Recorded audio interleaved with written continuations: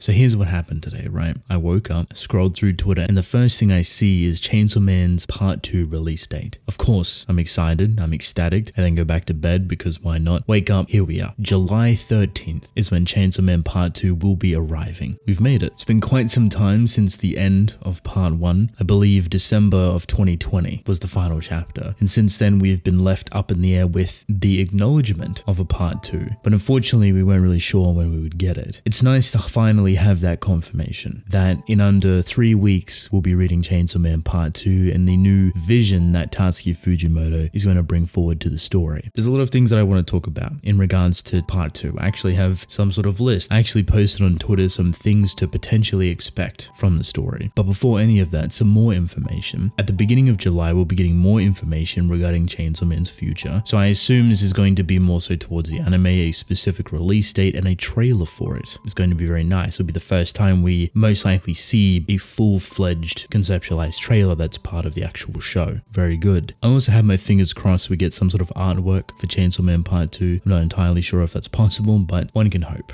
right? We're also getting another one-shot by Fujimoto. This time, however, he's not drawing it. Obviously, a lot of his attention is currently with Chainsaw Man Part 2 and has been for a little bit now, but he is writing the story and another author is going to be drawing it. I'm not entirely sure when this releases, but it was announced alongside Part 2 release date. Starting off, this has been Fujimoto's year. It's probably safer to say that since the beginning of Chainsaw Man's release, it has been his year consecutively. He's been running off with the world in tow. Everyone's attention, everyone's eyes all waiting for Fujimoto to make some sort of move. We've been indulging within his stories, within his world, within his writing prowess, and it's become such a massive thing for the world to experience. He's become a very prolific author in such a short amount of time. It's honestly really admirable to see, considering how young he is, which I believe he's 27, 28, I could be wrong. Seeing such growth and prowess in such a short amount of years, going from Fire Punch, which was pretty well received, but also under-acknowledged. It wasn't the most globally known thing, it was rather low-key in a lot of instances, but it was also very unpolished. That quickly transferred over to Chainsaw Man, and you could see his identity really shine. It's almost like he found himself between this very small period and really got to work, understood his own writing, understood his strengths, his weaknesses, and improved drastically. Got rid of all the stuff that wasn't necessarily appealing for people and doubled down further with the stuff that was. Incredible. Since Chainsaw Man's Part 2 is around the corner, talking about what to expect is a pretty exciting thing. So we're going to sit here together, me and you, and we're going to elaborate on some ideas. And I'm very curious to see or hear what a lot of you would want to see from Part 2 and how you'd want it to be told within Fujimoto's style. A lot of this, I assume, is going to be centered around his play with original one-shots. Unique, separate stories that have nothing to do with the world of Chainsaw Man, but more so just Fujimoto playing around and learning new things. Look Back and Goodbye Area is some of the best work we've seen by him that is extremely intuitive and personal and heartbreaking. It's phenomenal through and through, and if you haven't read those, I highly recommend you do. I mention those because I hope that a lot of that identity and soul that's put into those works is transferred over to Part 2 as well, and I have a very strong feeling that's going to be the case. I think it's going to be a very different story than a lot of people expect. It's going to have some similarities obviously, but extrapolated, a much more different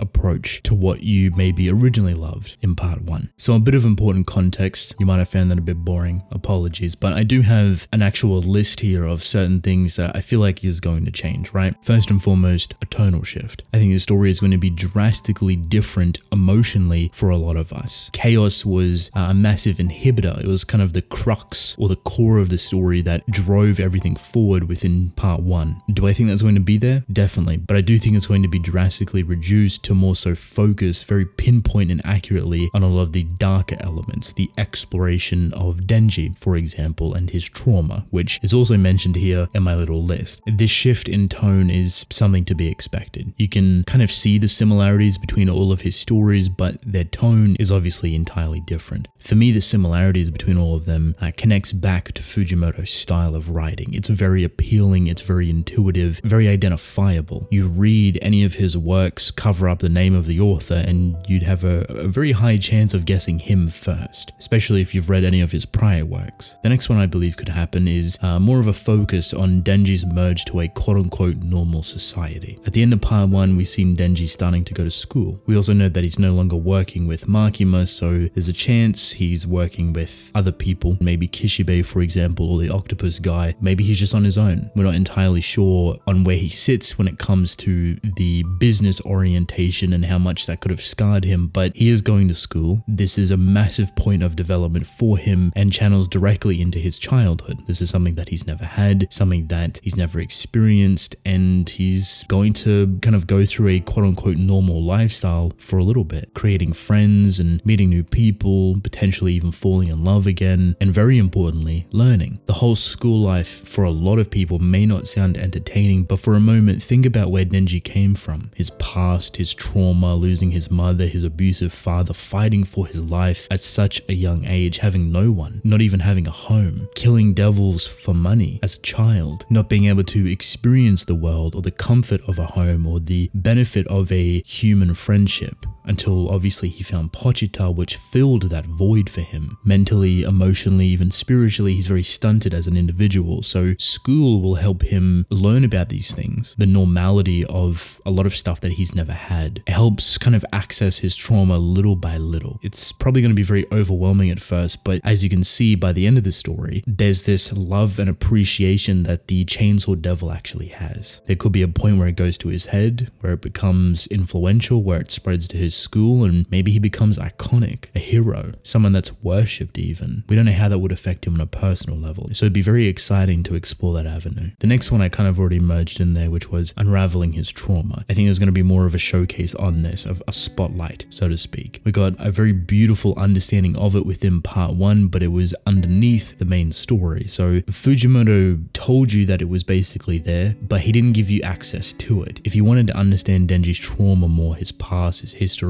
all the tools were provided, but you had to do the digging on your own. Now this isn't a fault of yourself. If you didn't decide to do it, that's perfectly fine. Within all of Fujimoto's works, interpretation is a massive thing. How you perceive the events, the ideas, the beliefs, the personalities, and traumatizing backstories for all of his characters, and even the world. For me personally, how I like to think about it is that when you're digging it yourself, when you're finding it on your own, you create this extra added emotional connection to these characters on top of one that you might have already had, and it's very healthy and volatile, and it changes and it grows. And so when you think you found all of this stuff for their character that wasn't actually given to you, not only does it feel rewarding, but you feel inherently connected to said character. You may even recognize what they've gone through. You may even understand it. It's a very beautiful but sad, heartwarming but melancholic feeling that you'll go through, and I hope people get to experience that for themselves for the first time for whatever character they feel that connection to. Passing on from the sappy stuff, the Four Horsemen of the Apocalypse, of course it wouldn't be a Fujimoto story if we didn't have this crazy identifiable chaoticness within there, and the Four Horsemen have obviously been teased in part 1. These people are going to be the big bad ugly that are most likely going to blow everything out of proportion, the most powerful individuals that you can think of. We still don't know the legitimacy of who they are or what they represent. We know what the Four Horsemen in literature represent usually, but knowing Fujimoto, he could easily change it or twist it, spin it on its head. You never really know, but exciting nonetheless. This also kind of links under trauma again, but Denji recognizing and healing his grief. I mention this on its own because I think it's very important and valuable for Denji to recognize the people that he's lost. Power, Aki, and even Makima. For where he is mentally, I think this is going to be a pretty massive lingering issue for him. Probably something that he bottles up quite instinctively because that's kind of all he's ever known. Not necessarily run away from his problems, but fill everything else up so entirely deeply that the room for this trauma and for this grief to really heal is impossible. It's uncontrollable. It's so closed off and pushed aside into a corner because there's so many other things that he has to deal with. I hope that he's able to recognize his loss, his grief, the pain and sorrow that he's gone through, and you've already seen very small portions of it within part 1, especially with Aki, especially with Power, even Pochita, for example. The school is also a great place to learn about all all of these things, and I'm hoping there's enough tools there to supply that for him. Hell, I would love for a big portion of his story to be anchored around him going to see a counselor. That for me would be honestly perfect. I love that stuff. Lastly, raising Nayuta, obviously his new companion, the reincarnation of the control devil, which is portionally Makima as well. So we got to keep an eye on her. Lingering Makima, similar to Power and Aki, I think Makima's presence, her identity, how powerful and controlling she was, is going to leave a pretty drastic void in Denji's emotional state. It may not be something that's frequently brought up, but I think in his moments of weakness, in his moments of silence, in his moments of being alone potentially, or just a vulnerable state, Makima might pierce through there once again. And for me, that would really drive home how intoxicating she truly is. That even after everything, Denji still has this affliction for her, this connection. And of course, lastly, find power. I do hope this is a legitimate thing and not something that's kind of just thrown in at the end of part 1, which Fujimoto is not really known for doing, throwing out curveballs that don't really have any meaning. I wouldn't be surprised if trying to find power becomes a big motivation for Denji to continue slaying devils and going through the process of seeking where they come from, which ultimately pushes him forward. It gives him a goal, something to work towards. It's also very sad when it's continuously brought up because power is not going to be the same power that we know. So whenever we see that reunion, if we ever get to see that reunion, even if you hate power, we'll probably all shed some tears. We'll probably cry. To end this off on a somber note, I would like to believe that Denji's full name for school, when they read it out to him, will be Denji Hayakawa, which is Aki's last name. I think it's perfect. I think it's beautiful, a great homage to Aki and keeping his family's name alive because Denji and Power were Aki's family. It's definitely a personal headcanon, but a lot of us have shared that similar thought that we would love to see that. So fingers crossed it actually goes down that way. I am very excited for Chainsaw Man Part 2. I'm sure you are as well. July 13th is the date. I probably won't do weekly chapter reviews because I haven't done that in years and I don't really enjoy doing it. It's a little bit boring, to be honest, but I will 100% talk about every aspect of it as much as I can. I look forward to it and I hope you do too. Now is your turn to let me know what you would want to see in Part 2. Some ideas you'd like to see come to life. With that, however, I want to thank you all for watching. Hope you enjoyed. Leave a like and subscribe. I greatly appreciate it. Drink plenty of water and I'll see you with the next one. Goodbye.